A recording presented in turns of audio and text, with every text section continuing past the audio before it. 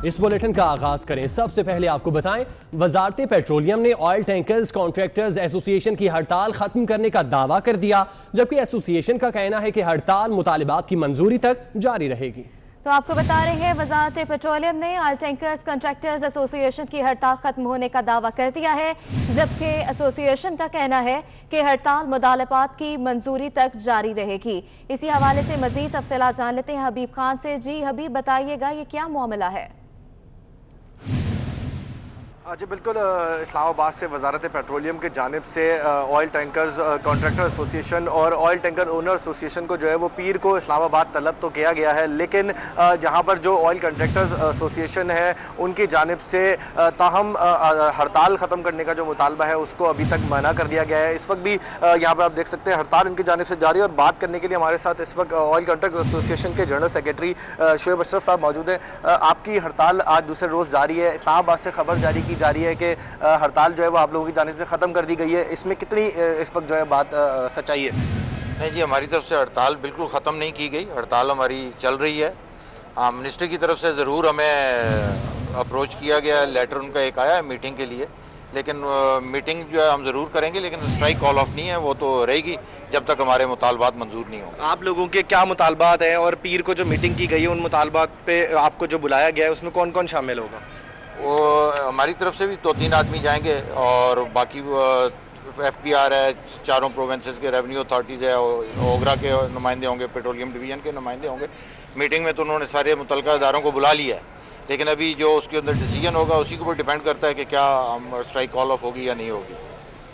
अच्छा बिल्कुल, यहाँ पर जनरल सेक्रेटरी शोएब अशरफ जो है ऑयल कॉन्ट्रैक्टर एसोसिएशन के, उनका अभी भी यही कहना है कि जब तक मुतालबात जो है वो माने नहीं जाएंगे और लिख कर जो है वो वफाकी हुकूमत की जानिब से उनका जो एक्सेप्ट नहीं किया जाता, उस वक्त तक जो है वो ऑयल कॉन्ट्रैक्टर्स एसोसिएशन और ऑयल टैंकर ओनर एसोसिएशन की जानिब से हड़ताल का जो सिलसिला है वो जारी रहेगा। जी हबीब, बहुत शुक्रिया अपडेट करने के लिए। ऑयल टैंकर्स कॉन्ट्रैक्टर्स एसोसिएशन के सदर अब्दुल्ला आफरीदी का कहना है कि ऑयल टैंकर्स कॉन्ट्रैक्टर्स और ऑनर ने हड़ताल खत्म नहीं की, मुतालबात की मंजूरी तक हड़ताल जारी रहेगी। उन्होंने मजीद क्या कहा, आपको सुनवाते हैं। हम लोग का राब्ता हो गया, उन लोगों के साथ लेटर भी भेज दिया मीटिंग का। पीर को मीटिंग होगा 2 बजे। पहले भी बोला, अभी भी ये बोलो, जब तक हम लोग का मसला नहीं होगा हम लोग हड़ताल नहीं खत्म करते। ऐसे कई दफ़ा हम लोगों ने हड़ताल ख़त्म किया और हम लोग का मसला न उगराने मसला हल करता था, न मिनिस्ट्री में हल होता था, न कोई टैक्स डिपार्टमेंट में मसला हल करता था। रोज़ाना हम लोग हड़ताल नहीं कर सकते। लोग परेशान हो गए, शहरी परेशान हो गए, पाकिस्तानी परेशान हो जाएंगे। रोज़ाना हम लोग हड़ताल नहीं कर सकते। जब तक मसला नहीं होगा हड़ताल जारी होगा। पीर तक होगा, पीर के बाद अगर हम लोग का मसला नहीं होगा हड़ताल जारी होगा। तेल की सप्लाई बंद है? तेल की सप्लाई बंद है। कई दफ़ा हम लोगों ने लेटर भी भेजा और मीटिंग भी हम लोगों ने किया। हमने बोले फिर कल खुदा ना खास्ता तेल बंद हो जाएंगे, एयरपोर्ट पे बंद हो जाएगा और मसला बन जाएंगे। ये जो तकलीफात इसका सारा जिम्मेवारी वफाकी हुकूमत पे है। मारूफ एंकर और तज्जियाकार हामिद मीर का कहना है कि अमरीका की मौजूदा सदर ट्रंप ने 1989 में इस वक्त के वज़ीर-ए-आज़म बेनज़ीर भुट्टो से मुलाकात करके न्यूयॉर्क में PIA का रोजवेल्ट होटल खरीदने की ख्वाहिश का इजहार किया था। इसी हवाले से मजीद तफसीलात जानते हैं। Senior anchor person Hamid Mir साहब हमारे साथ मौजूद हैं। मीर साहब, बहुत शुक्रिया। मीर साहब, जैसा कि आपने कहा कि सदर ट्रंप ने उस वक्त भी ख्वाहिश का इजहार किया था, लेकिन बेनज़ीर भुट्टो ने इनकार कर दिया और अब दोबारा से ख्वाहिश का इजहार किया जा रहा है। क्या वजह है, सदर ट्रंप इतने मुतहरिक क्यों नजर आ रहे हैं? देखें, ये जो रोजवेल्ट होटल है न्यूयॉर्क में, एक तो ये प्राइम लोकेशन पे है और ये 1924 में बना था। इसको फिर कई दफा इसको रेनोवेट किया गया है और उसके बाद 1979 में जब जनरल ज़ियाउल हक साहब की हुकूमत थी तो उस वक्त एक सऊदी प्रिंस और PIA ने मिलकर इसकी लीज हासिल की थी, लेकिन PIA का मेजॉरिटी शेयर है इसमें हमेशा रहा है 99% और सऊदी प्रिंस का सिर्फ 1% था। और उसके बाद जब 1989 में मोहतरमा बेनज़ीर भुट्टो वज़ीर-ए-आज़म बनने के बाद अमेरिका के दौरे पे गई थी, तो उस वक्त ट्रंप पॉलिटिक्स में नहीं थे, वो एक बिजनेसमैन थे और उन्होंने पाकिस्तान एम्बेसी से कांटेक्ट किया हुआ था पहले से और उन्होंने एक ब्रंच का एहतमाम किया था मोहतरमा बेनज़ीर भुट्टो के लिए और उस ब्रंच में बहुत से अमेरिकन कांग्रेस के मेंबर भी थे और भी अहम लोग थे।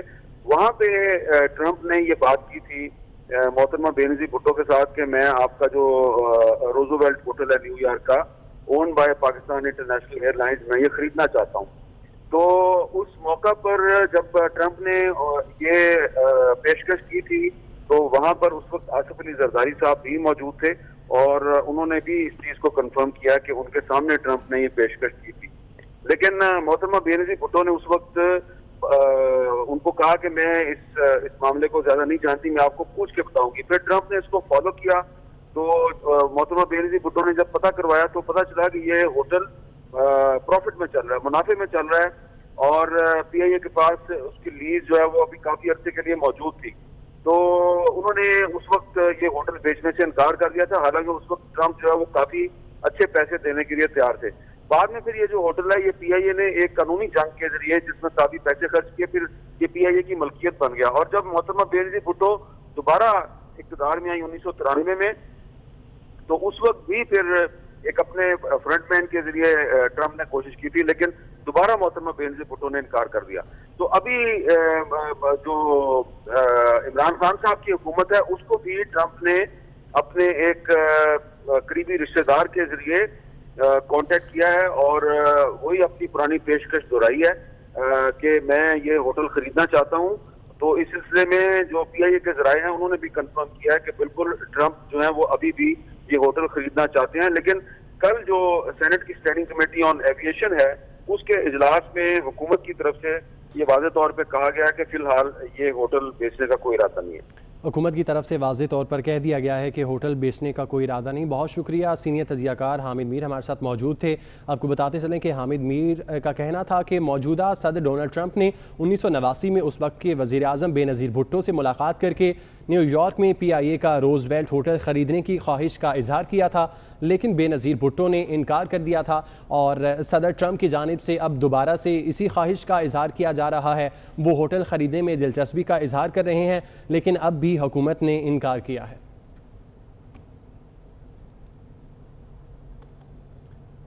मजीद खबरें बुलेटिन का हिस्सा बनाएं। आपको बताएं कि हुकूमत ने बच्चों की घरेलू मुलाजमत पर पाबंदी का फैसला कर लिया। शेरी मजारी ने सेनेट को आगाह कर दिया। शेरी मजारी का कहना है कि बच्चों की घरेलू मुलाजमत पर पाबंदी लगा रहे हैं। काबीना ने बिल की मंजूरी भी दे दी है। बच्चों के साथ ज्यादती घर से शुरू होती है। इस हवाले से मजीद तफसीलात जान लेते हैं उस्मान खान से। जी उस्मान, अपडेट कीजिएगा हमें। बिल्कुल पर तशद्दुद का मामला पाकिस्तान है क्या हवाले से इस पर जो की उन्होंने बादशाह भी मुरतब की और आज उन्होंने ये ऐलान किया कि पाबंदी जारी। बहुत शुक्रिया उस्मान हमें अपडेट करने के लिए। ओवर बिलिंग और तवील लोड शेडिंग के बाद कराची वालों के लिए एक और बुरी खबर। कराची के अवाम के लिए बिजली ₹2.89 फी यूनिट महंगी करने की इजाजत दे दी गई है। मजीद तफसीलात जान लेते हैं अवैस कयानी से। जी अवैस, बताइएगा हमें।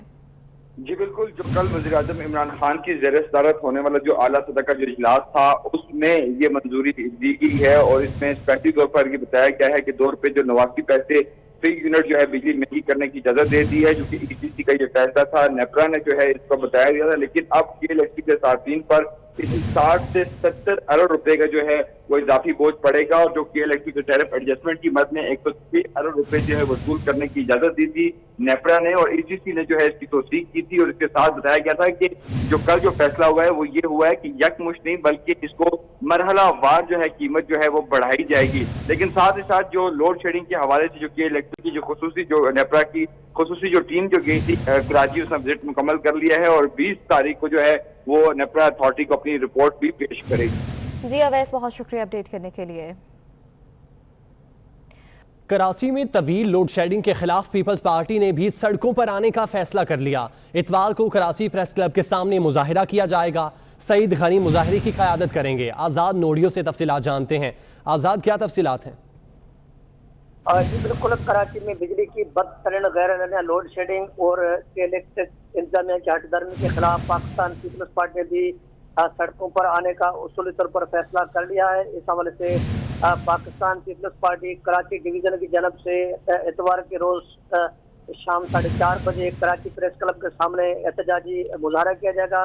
इस मुजाहरे की क़यादत जो है सूबाई वजीर और पीपल्स पार्टी कराची डिवीजन के सदर सईद गनी करेंगे और पाकिस्तान पीपल्स पार्टी के दीगर जो रहनुमा जिसमें वकार मेहदी, सैयदा शैला रजा और दीगर रहनुमा भी इस मुजाहरे में शिरकत करेंगे। इस मुजाहरे में पाकिस्तान पीपल्स पार्टी की जानब से कलेक्टर के इंतजामिया के खिलाफ सख्त एहतजाज रिकॉर्ड कराया जाएगा। पाकिस्तान पीपल्स पार्टी ने इस वक्त ये मुतालबा किया कि जब तक बिजली की बदतरीन लोड शेडिंग का खात्मा नहीं किया जाएगा तब तक जो है एहतजाज का सिलसिला जारी रहेगा। जी आजाद, बहुत शुक्रिया अपडेट करने के लिए। लीगी रहनुमा Khawaja Asif cantt view housing Sialkot case में सवालों के जवाब देने के लिए नैब लाहौर के दफ्तर में मौजूद है। लीगी रहनुमा Khawaja Asif cantt view housing Sialkot case में सवालात के जवाब देने के लिए नैब लाहौर के दफ्तर में मौजूद है। इससे पहले भी ख्वाजा आसिफ को नैब ने तलब किया था, वो अपने जवाबात से नैब को मुतमईन न कर पाए और दोबारा से वो नैब में पहुंचे हैं सवालों के जवाब देने के लिए। लीगी रहनुमा Khawaja Asif cantt view housing Sialkot case में सवालात के जवाब देने के लिए नैब लाहौर के दफ्तर में मौजूद हैं। सेनेट की कायमा कमेटी बराए हवाबाजी में इंकशाफ हुआ है कि 1997 से 2019 तक PIA के होटल रोजवेल्ट ने 42 करोड़ 40 लाख डॉलर का मुनाफा कमाया है। कमेटी ने होटल की निजकारी या ज्वाइंट वेंचर शुरू करने से रोक दिया। कमेटी को बताया गया कि 10 गैर मुल्की एयरलाइंस में काम करने वाले 176 में से 166 पायलट्स को क्लियर कर दिया गया। तफसीलात जानिए इस रिपोर्ट में। सेनेट कायमा कमेटी बराए हवाबाजी का इजलास सेनेटर मुशाहिदुल्लाह खान की जेर सदारत हुआ। चेयरमैन कमेटी मुशाहिदुल्लाह ने सवाल उठाया कि रोजवेल्ट होटल अगर नुकसान में चल रहा था तो ट्रंप समेत बड़ी पार्टियां क्यों खरीदना चाहती हैं। सेक्रेटरी एविएशन हसन नासिर जामी ने कमेटी को बताया कोई भी रोजवेल्ट होटल को फरोख्त नहीं करना चाहता। चेयरमैन कमेटी मुशाहिदुल्लाह खान ने कहा कि अमरीकी सदर का नाम रोजवेल्ट की खरीदारी में आने और उसकी तरदीद न होना दलील है कि कुछ न कुछ हो रहा है। वजीर हवाबाजी गुलाम सरवर खान ने कमेटी को बताया कि होटल की मुआशी पोजीशन इस वक्त बेहतर नहीं। 100 साल पुरानी इमारत है, अगर फरोख्त करें तो टैक्सेस बहुत ज्यादा हैं। पायलट्स के मशकूक लाइसेंसेस के मामले पर बात करते हुए सेनेटर शेरी रहमान ने कहा कि CEO PIA कमेटी में नहीं आए। सेनेट इजलास में वफाकी वजीर उमर अयूब ने दावा किया है कि मुल्क में बिजली का शॉर्टफॉल है, न कोई लोड शेडिंग हो रही है। बिजली की तलब पूरी करने के लिए काफी पैदावार दस्तयाब है। उन्होंने कहा कि तकनीकी और कमर्शियल नुकसानात की बुनियाद पर सिर्फ लोड मैनेजमेंट की जाती है। उस्मान खान से तफसीलात जानते हैं। उस्मान, क्या तफसीलात हैं? जी बिल्कुल, आज सेनेट के इजलास में वफाकी वजीर तवानाई उमर अयूब ने ये दावा किया है कि मुल्क में ना ही कोई बिजली का शॉर्टफॉल है और ना ही कोई लोड शेडिंग हो रही है। बिजली की तलब पूरी करने के लिए काफी पैदावार दस्तयाब है। उमर अयूब ने मजीद कहा कि मुल्क में लोड शेडिंग नहीं हो रही, तकनीकी और कमर्शियल नुकसानात की बुनियाद पर सिर्फ लोड मैनेजमेंट की जाती है। जबकि इसके साथ ही साथ कराची से ताल्लुक रखने वाले सेनेटर अदीक शेख ने भी ये जब उनसे जो सवाल पूछा कि कराची में जिस तरह बच्चे बुलबुला रहे हैं और कराची समेत पूरे सिंध में बिजली नहीं है, जिस पर उमर अयूब ने जवाब देते हुए कहा कि सिंध में 20% फीडर्स हाई लॉसेज एरियाज में हैं, वहाँ लोग कुंडा लगाकर बिजली इस्तेमाल करते हैं। कराची की 3400 मेगावाट बिजली की डिमांड है। वफाक सिंध को तयशुदा मकदार से ज़ायद सिंध को गैस फराहम कर रहा है और बिजली फराहम कर रहे हैं। इसलिए उनका ये दावा था कि इस वक्त किसी किस्म की जो है वो लोड शेडिंग नहीं हो रही। जी, किसी किस्म की लोड शेडिंग नहीं हो रही, ये दावा किया गया। उस्मान, बहुत शुक्रिया आपका। हुकूमत ने बिजली की लोड शेडिंग का एतराफ़ कर लिया। बिजली की लोड शेडिंग को लोड मैनेजमेंट का नाम दे दिया गया। दस्तावेजात के मुताबिक बिजली की लोड मैनेजमेंट लॉसेस के हिसाब से की जा रही है। 10 से 12% लॉसेस वाले फीडर्स पर लोड शेडिंग नहीं हो रही। मज़ीद तफसीलात जान लेते हैं इरफान मलिक से। जी इरफान, अपडेट कीजिएगा। देखिए, लोड मैनेजमेंट के नाम पर 12 घंटे तक की लोड शेडिंग की जा रही है और ये एतराफ़ हुकूमत ने खुद कौमी असम्बली में किया है। हुकूमत की जानिब से कौमी असम्बली को फराहम करदा दस्तावेजात में बताया गया है कि 10 से 12% वाले लॉसेस जहां पर है वहां पर लोड मैनेजमेंट नहीं हो रही। 30% लॉसेस के फीडर्स पर 2 घंटे, 40% लॉसेस जहां हो रहे हैं उस फीडर पर 4 घंटे लोड शेडिंग की जा रही है। जबकि जिन फीडर्स पर 80% लॉसेस हैं वहां पर 8 घंटे तक की लोड मैनेजमेंट की जा रही है। 80% से ज्यादा लॉसेस जहां पर भी हो रहे हैं वहां पर 12 घंटे तक की लोड मैनेजमेंट की जा रही है। तो इस तरह हुकूमत ने बिलवास्ता एतराफ़ किया है कि मुल्क में 2 से 12 घंटे की लोड शेडिंग की जा रही है, लेकिन हुकूमत की तरफ से उसको लोड मैनेजमेंट का नाम दिया गया है। जी, बहुत शुक्रिया इरफान अपडेट करने के लिए। कराची में गैर एलानिया लोड शेडिंग पर काबू न पाया जा सका। शहर में 10 से 12 घंटे तक लोड शेडिंग जारी है। तफसीलात जानते हैं। जावेद कायम खानी हमारे साथ मौजूद हैं। जावेद, बताइएगा ताज़ा तरीन क्या सूरत हाल है? कायद के बासी बुनियादी सहूलियात से महरूम तो हैं ही। पानी की बात करें तो पानी नापैद है। दूसरी जानिब के इलेक्ट्रिक की रविश भी बरकरार है। वो इलाके शहर के जो मुस्तस्ना करार दिए गए थे, जहां लोड शेडिंग नहीं की जाती थी, उन इलाकों में 10 से 12 घंटे की लोड शेडिंग की जा रही है। दूसरी जानिब के इलेक्ट्रिक का सिस्टम इतना नाकिस है कि मौसम की सख्तियां बर्दाश्त नहीं कर पाता। गुज़िश्ता रात भी चंद बूंदे गिरने के बाद ही शहर का 40% हिस्सा जो है वो बिजली से महरूम हो गया था। दिन हो या रात हो, कई कई घंटे लोड शेडिंग का जारी रहती है और इसका दौरानिया जो है वो मजीद तूल इख्तियार करता जा रहा है, कम होने का नाम नहीं लेता। सारिफीन यानी कि हज़ारों रुपए का बिल देते हैं लेकिन बिजली उनको पूरी नहीं मिलती। इनसे जानते हैं, मुझे बताइएगा कितने घंटे लोड शेडिंग है? 12-12, 15-15 घंटे की लोड शेडिंग है। ना जाने का टाइम है ना कोई आने का टाइम है, ठीक है ना। घर में जाओ तो लोड शेडिंग है, लाइट नहीं है, बाहर आओ तो कोरोना है।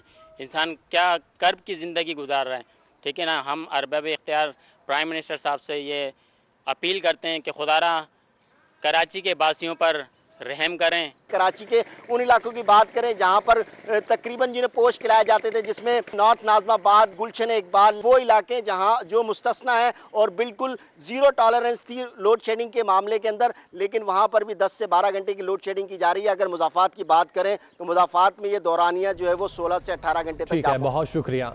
वजारत खुराक ने गंदम की दरामद का अमल तेज़ कर दिया। गंदम दरामद के लिए 145 इम्पोर्टर्स को परमिट जारी कर दिए गए। 6,67,000 टन गंदम की दरामद के लिए परमिट जारी कर दिए गए हैं। हुकूमत ने मजमूई तौर पर 15 लाख टन गंदम दरामद करने की इजाज़त दी है। मज़ीद तफसीलात जान लेते हैं वकास अजीम से। जी वकास, क्या तफसीलात है? जी, इत्तेफाक़ी राब्ता कमेटी के इजलास में ये फैसला हुआ था कि मुल्क भर में गंदम के बहरान पर काबू पाने के लिए वजारत खुराक गंदम की दरामद करेगी और जिसके बाद वजारत खुराक ने गंदम की दरामद का अमल तेज कर दिया गया है। वज़राए का ये कहना है कि गंदम की दरामद के लिए अब तक वजारत खुराक ने 145 इम्पोर्टर्स को परमिट जारी कर दिए हैं, जिसके लिए 6,67,000 टन गंदम दरामद की जाएगी, जबकि बाकी मानदा जो गंदम इम्पोर्ट करनी है उसके लिए भी परमिट जल्द जारी कर दिए जाएंगे।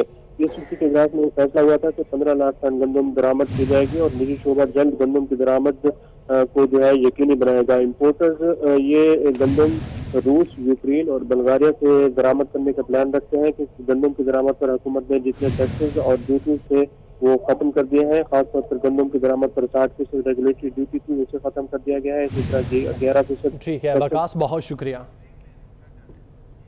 लाहौर शहर के मुख्तलिफ इलाकों में वक्फे से बारिश का सिलसिला जारी है। बारिश के बाद सड़कों पर शदीद ट्रैफिक भी जैम है। मज़ीद तफसीलात जान लेते हैं। निश्तर पार्क में मौजूद स्पोर्ट्स कॉम्प्लेक्स में मौजूद हैं हाफिज शहबाज अली, उनसे। जी हाफिज शहबाज, हमें बताइएगा। निश्तर पार्क स्पोर्ट्स कॉम्प्लेक्स में मौजूद हैं नेशनल हॉकी स्टेडियम के बाहर, और इस वक्त यहाँ पे खासी तेज़ बारिश का सिलसिला जारी है और इसके साथ साथ यहाँ जो इर्द गिर्द का इलाका है स्टेडियम के, वहाँ पे बारिश के साथ ही पानी भी जमा होना शुरू हो गया है। इस बारिश के बाद यहाँ का मौसम खासा खुशगवार हो गया है, हल्की हल्की हवा चल रही है और ख़ासा सुहाना मौसम हो गया। बारिश की वजह से जो मुलाजमीन हैं उन्हें भी यहाँ अभी आने में थोड़ा सा मुश्किलात का सामना है, लेकिन सुबह के वक्त थोड़ा सा हबस था, लेकिन अब यहाँ पे इस बारिश के बाद मौसम खासा खुशगवार हो गया। ये बारिश का सिलसिला पिछली काफ़ी देर से जारी है और अभी भी ये सिलसिला उसी तरह जारी हो सारी। बहुत शुक्रिया हाफिज शहबाज अपडेट करने के लिए। और अब आपको बताएं, पाकिस्तान तहरीक इंसाफ के MNA अमजद अली खान ने कौमी असम्बली में इजहार ख्याल करते हुए कहा कि मुल्क में ज़राअत पर कोई तवज्जो नहीं दी जा रही। ज़राअत की हालत रोज़ बरोज़ ख़राब होती जा रही है। पाकिस्तान सिर्फ 9% पानी इकट्ठा कर सकता है, बाकी मुल्की पानी का बड़ा ज़ख़ीरा ज़ाया हो जाता है। हमारे किसान महंगी बिजली खरीदने पर मजबूर हैं। एग्रीकल्चर जो है वो एक अरसे से मैं समझता हूँ नज़रअंदाज रहा है, जबकि हम हमेशा से ये कहते आए हैं कि पाकिस्तान एक एग्री बेस मुल्क है और उसकी जो ज़्यादातर आबादी है वो एग्रीकल्चर से वाबस्ता लोग हैं। लेकिन बदकिस्मती हमारे किसान की, हमारे हारी की, हमारे बलूचिस्तान के किसान की, खैबर पख्तून के किसान की या पंजाब के किसान की ये रही है कि वो सहूलियात के लिए वो हमेशा तरसता रहा है, चाहे पानी का मसला हो चाहे बिजली का मसला हो। तो हमने अपने किसान को मुश्किल में डाला है हमेशा। मुल्क के अंदर जितना बड़ा मसला बिजली का है, उससे जायद मसला जो है, उससे ज्यादा गंभीर मसला जो है वो हमारे पानी के स्टोरेज हैं। सिर्फ 9% पानी स्टोर कर रहा है, उसके बाद स्टोरेज ही नहीं है पानी के लिए। और उसके साथ साथ जब पानी हम अपने किसान को नहीं दे पाते और हम जो बिजली पैदा कर रहे हैं, हमने जो मुआहदात किए वो भी इतने महंगे रेट्स पे किए कि आज हमें दो तरह के मसाइल हैं कि आज हम अपने किसान को भी महंगी दे रहे हैं।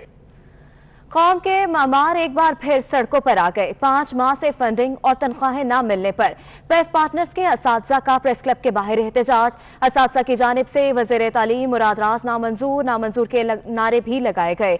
मज़ीद तफसीलात जान लेते हैं नुमाइंदा सईद अहमद सईद से। जी सईद, अपडेट कीजिएगा हमें। जी बिल्कुल, कौम के ममार एक मरतबा फिर सड़कों पर है, वो आ चुके हैं।